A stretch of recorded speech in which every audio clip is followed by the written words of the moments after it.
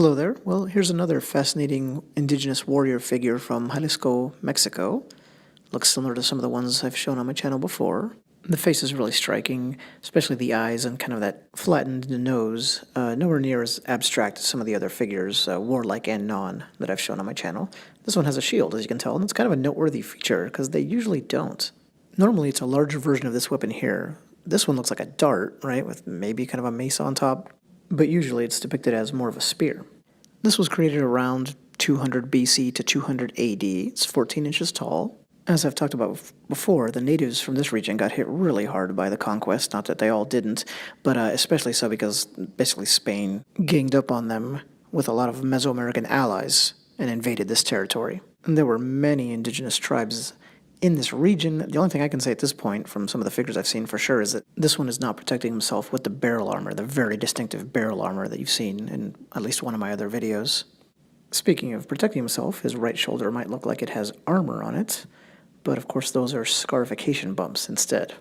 Ouch.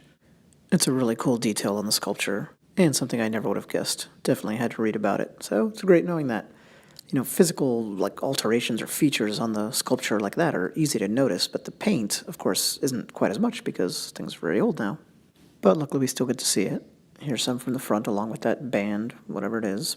I definitely love the texture and color on this side. You see that especially kind of over on the right. That looks amazing. Speaking of that kind of thing, let's take a look at the hand and weapon up close and slowly pan out. You can see the coloration. I love the texture. And remember, someone in what we now call Mexico was working on this, creating it about 2,000 years ago. As I mentioned, the weapon is a little bit of a mystery. Here it looks like a dart, usually it looks like a staff.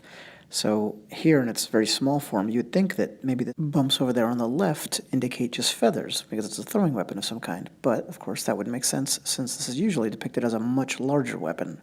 One thing that's not hard to figure out is how that point was used. Either way, I really love that visual.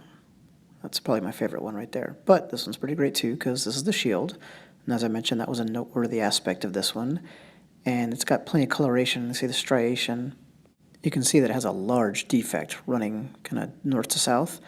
And luckily they were able to repair that. He wouldn't be the same without it. And that is our Jalisco warrior.